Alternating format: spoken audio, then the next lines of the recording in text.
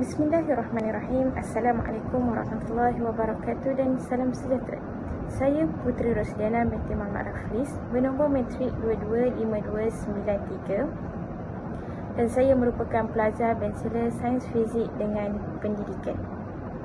Pertama sekali, saya ingin mengucapkan jutaan terima kasih kepada pihak yang terlibat dalam saya menyiapkan tugasan ini, terutamanya pihak universiti iaitu Fakulti Sains dan juga Fakulti Pengajian Pendidikan kerana memberi kami pelajar Bachelor Pendidikan peluang untuk merasai kehidupan sebenar sebagai seorang guru di sekolah. Alhamdulillah, saya telah menjalankan kursus pengalaman awal di sekolah PALS FCE 3804 di SMK Datuk Haji Abdul Wahab dan guru pembimbing saya ialah Cik Chu Fong Wee. SMK Datuk Haji Abdul Wahab ditubuhkan pada 11 Januari 1965 oleh Tun Viti Sambatan. Pada awalnya, sekolah ini bernama Sekolah Menengah Rendah Sungai Siput Utara Perak dan bertukar kepada SMK Datuk Haji Abdul Wahab bersempena dengan nama Menteri Besar Perak yang pertama iaitu Yang Berbahagia Datuk Panglima Tan Sri Haji Abdul Wahab bin Tuh Muda Abdul Aziz. Bilangan pelajar pada awal penubuhan sekolah tersebut adalah seramai 313 orang pelajar. SMK Datuk Haji Abdul Wahab terletak di kawasan yang strategik dan mudah diakses oleh masyarakat setempat, menjadikannya pusat pendidikan penting di kawasan tersebut. SMK Datuk Haji Abdul Wahab terletak bersebelahan dengan SMK Tuh Muda Abdul Aziz. Visi SMK Datuk Haji Abdul Wahab ialah pendidikan berkualiti, insan terdidik, negara sejahtera, manakala misi sekolah tersebut ialah melestarikan pendidikan yang berkualiti untuk membangunkan potensi individu bagi memenuhi aspirasi negara.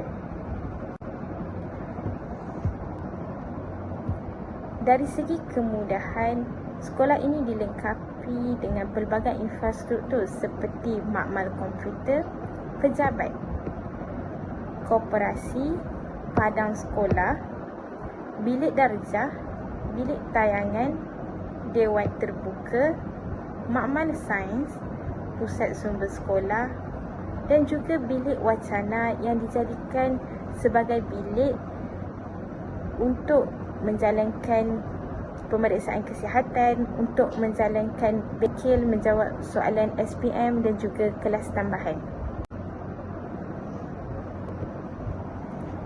Dalam proses pengajaran dan pembelajaran, saya melihat penggunaan alat bantu mengajar seperti projektor, slide, nota ringkas dan juga radas eksperimen membantu menjadikan pengajaran lebih interaktif. Guru sering kali menyatakan objektif pembelajaran pada awal kelas. Seterusnya, guru menggunakan tayangan slide nota dan juga video supaya murid lebih mudah faham tentang topik tersebut. Dan aktiviti diteruskan dengan pembentangan daripada kumpulan pelajar yang telah menerima tugasan daripada guru. Dan akhir sekali, guru akan membuat kesimpulan topik yang telah diajari ataupun dipelajari oleh pelajar. Antara amalan pedagogi yang diterapkan oleh guru pembimbing saya antaranya adalah literasi teknologi maklumat dan komunikasi (TMK), pembelajaran berasaskan projek dan juga pendekatan berasaskan inquiry. Guru memastikan rancangan pengajaran harian selaras dengan dokumen pembelajaran abad ke-21 PAK21 menggunakan CIDS, Sistem Reka Bentuk Intrasional Kolaboratif CIDS, dan alat inovatif yang membantu guru dalam merancang pengajaran harian RPH secara profesional dan sistematik. CIDS berasaskan model reka bentuk instruksional ASIE dan kerangka pendidikan 4 dimensi 4D Education yang menyokong pembelajaran abad ke-21. Antara fungsi CIDS dalam RPH yang pertama adalah CIDS menyediakan elemen-elemen perancangan aktiviti pengajaran lengkap, membolehkan guru mencipta RPH dengan cepat, mudah dan fleksibel kerana tidak perlu lagi menulis di dalam buku rekod RPH. Seterusnya, CIDS memastikan RPH yang dibina selaras dengan dokumen pembelajaran abad ke-21 terbitan Kementerian Pendidikan Malaysia bagi memastikan keseragaman dalam perancangan pengajaran.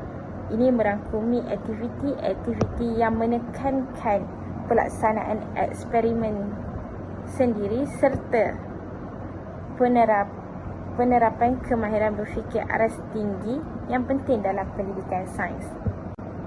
Seterusnya, pelaksanaan kemahiran berfikir aras tinggi melalui eksperimen sendiri serta pelajar boleh menyatakan aplikasi yang boleh dikaitkan dengan konsep fizik.